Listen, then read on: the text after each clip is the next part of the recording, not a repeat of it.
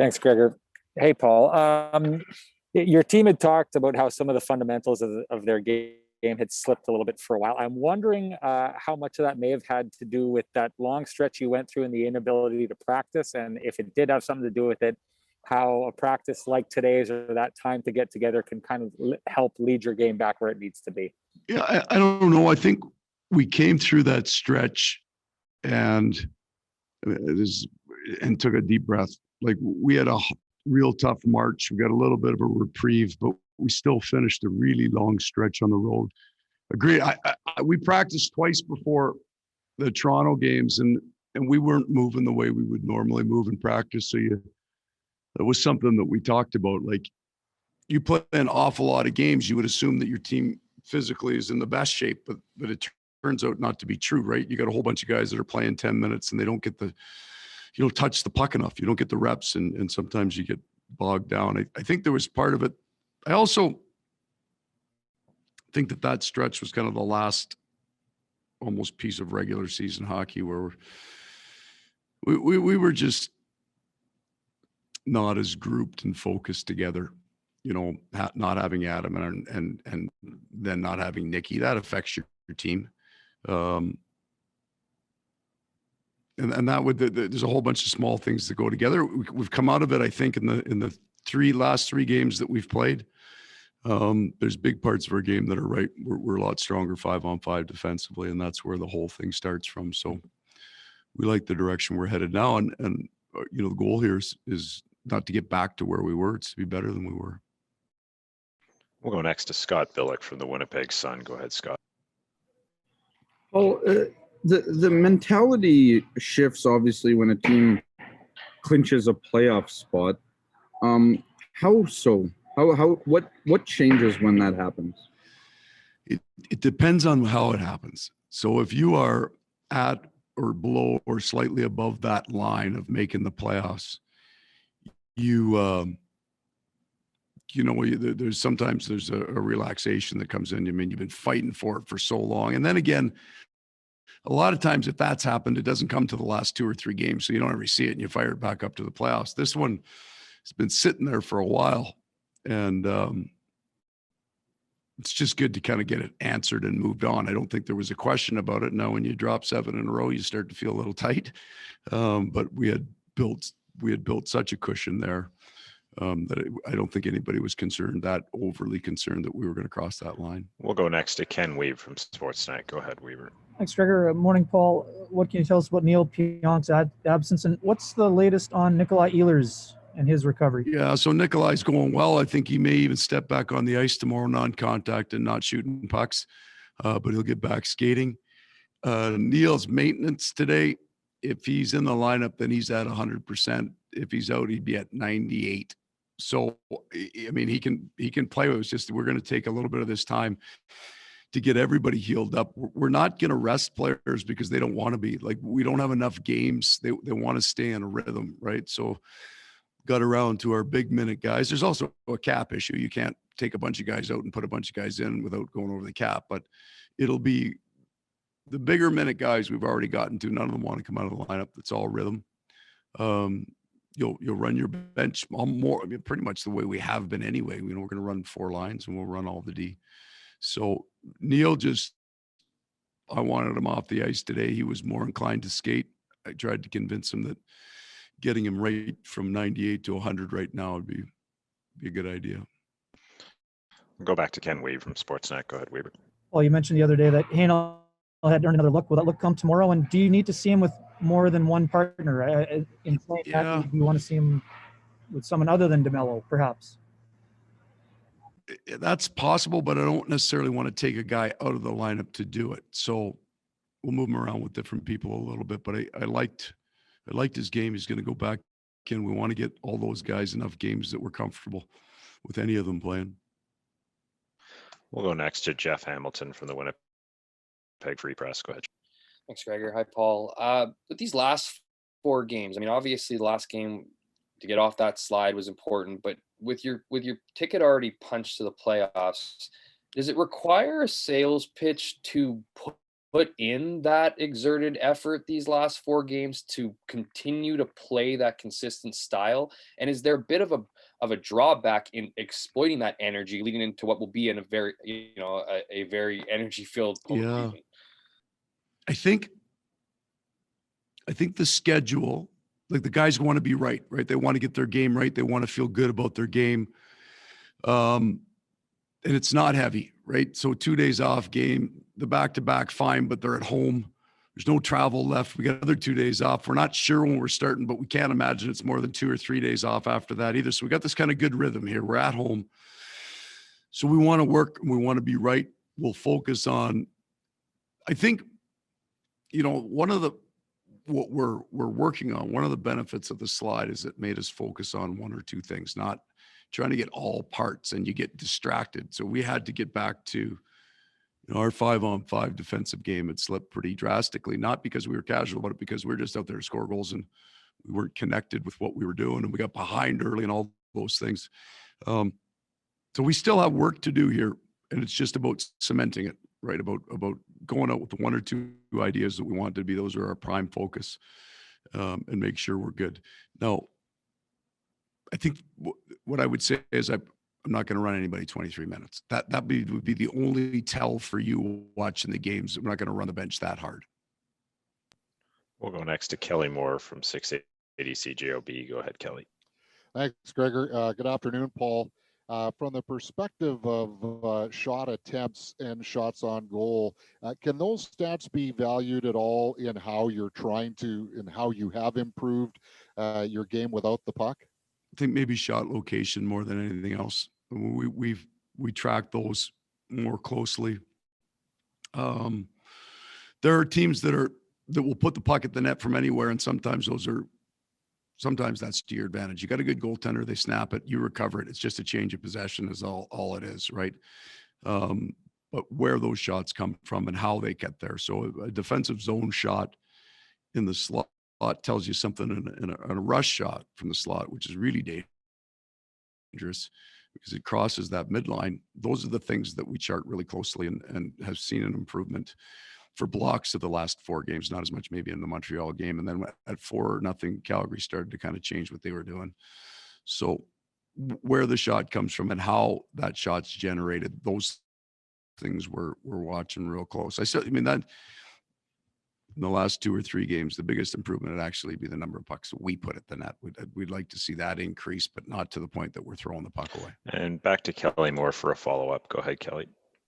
Yeah, so from that perspective, Paul, when did you start to see a real shift then in shot location attempts go down?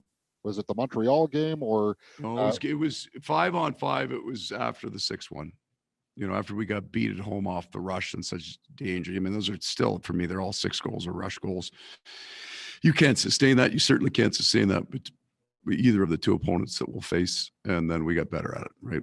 We started, it's not just working hard and getting back. It's also what you did with the puck, because a whole bunch of those, we had the puck. We waited to see if we were going to make another play on it. And then we were chasing the game. So I think in the last 3 from what we chart, especially the last 2, we'd be pretty pleased with what we gave up, certainly off the rush. We'll go next to Murat Atesh from The Athletic. Go ahead, Murat. Thanks, Gregor. Hi, Paul.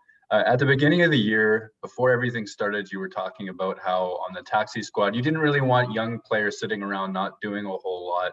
Then you get into the thick of it, not a lot of injuries, the issues about travel, being in the same cities. Just reflecting back on how you thought it would all go, how it's gone, how does this compare to what your expectations were? I thought when I looked at the schedule that we would run through 35 players. I thought we were going to get banged up real early this season, and the opposite happened. So we learned something a little bit about our travel and a new way of traveling, but that has to do with the schedule. I don't think it's going to repeat itself next year. The challenge mentally for those taxi squad guys was great, and they've been fantastic. That's a hard thing not to get in games for a long period of time. So we tried to move these guys up and down as best we could. We tried to get them into some games. Pascal Vincent and his staff have just done a fantastic job building a great little culture. And in that room this year. So when the guys have gone down, they've had a good time. They've played good hockey, right? They're going down on the same page. So they've gotten really good games because they went to play for the Moose. Sitting here, there was way more benefit to everybody that we could getting them to play more games. And then we get to the end and you have your 4 call-up rules and you've got all the other things that kind of get in the way. And us not being able to easily pull a guy up because we were in different provinces and crossing borders became an issue, made it a challenge. But the taxi squad guys that we've had here have done a great job. Back to Murat for a follow-up. Go ahead, Murat. Thanks, Gregor. And just in the case of Ville Heinola specifically, who comes in and plays a good game for you, he went so long without playing. What does that say, I guess, about what he's been able to do? And is there a cost to the fact that he wasn't able to get into game action for as long as he didn't? We got some Moose games in. Those were good for him. I think having the people here, the other taxi squad guys that we had, and that included like Nelson Noje was here, Toninato, Marco Dano, those guys worked so hard that it drove the pace up. To the point, one of the earlier questions about not practicing, did it hurt your team? The taxi squad guys we were talking, were almost in better shape than maybe the rest of our team was because they actually did skate hard and got practiced and touched 1,000 pucks. So in this kind of unusual year, there was an actual benefit because you get into a game, you play your 12 minutes, especially if you're a young guy, you touch the puck 3 times, right? And you say, hey, I got my game experience. That's true. The taxi guys, they got skated every day, touched 1,000 pucks, and were kind of stayed on top of it. I mean, there's no cost to me for Ville for his. This has been an unusual experience for all of these guys. We've got the young defensemen kind of in varying degrees of Moose order. Logan Stanley got his first real NHL games this year, and that was great for him. Ville gets a bit of both, and Dylan Sandberg now gets kind of a good run in the American Hockey League, so it's been good for all of them. Go back to Scott Billick from the Sun. Go ahead, Scott. Hey, Paul. Sticking with Ville, he gets another game tomorrow, and so what does he need to do? Like, what does he need to build on from the last game? And I know you only got about 4 games left now in terms of kind of figuring out who that 6th guy might be, and maybe it is a rotation. But what does Ville have to do to kind of, I guess, grab that role for game 1 of the playoffs? Well, Ville's got a unique skill set for a defenseman. He can skate. We think he's faster than he was last year, so he can get to pucks now. And then he's got a real good set of hands and good vision. So we're looking for him to move that puck. So we all know that the playoff hockey looks completely different. I really thought the Calgary game would be a lot heavier. I thought that they were going to get in, get pucks into the corners and get finishing guys. Maybe because we scored early, it changed. They got more of an offensive kind of game they were trying to play. So I didn't get to see maybe him under the duress that I had hoped to. But he was fine. Like, he moved the puck, made a few real good inside plays. I liked his gap more than anything else, which young defensemen have a tendency not to want to step up, right? They want to give ice so that they can have longer to read the play. So I like that. He's just got to play and show that he can operate his skill set. Usually in a normal year, you get a bunch of games in the American League, then you get a bunch of the games in the NHL. Getting into the playoffs will be a completely different thing, but the questions that we would have about Ville, we would also have about Logan or Dylan, Jordy's got some time under his belt, but those questions will just have to get answered. And final question to Jeff Hamilton. Go ahead, Jeff. Well, we've seen this team struggle a bit. You even mentioned it with not having Nicky in the lineup, as well as Adam. We saw it in the playoffs with the exit of Mark and Mason Appleton last playoffs.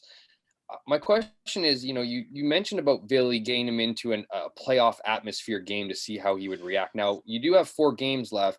Vancouver's still very much fighting for it. Ottawa isn't giving up, and you have Toronto, a potential playoff opponent, leading into the playoffs. Do you look at the opportunity to maybe test some of your depth here, so that if you get into a similar position in the playoffs, you can kind of see these guys in that typical action? I mean, that's the idea of Ville and Logan playing. Jordy as well. Again, he's got quite a bit more experience, the other two, but and then you've got some forwards, but we also, can't exceed the cap. So I can't pull 4 guys out and put 4 guys in. It doesn't work like that. And then, that's the challenge that you have. Like, you lost Mark and Patrick and Mason early.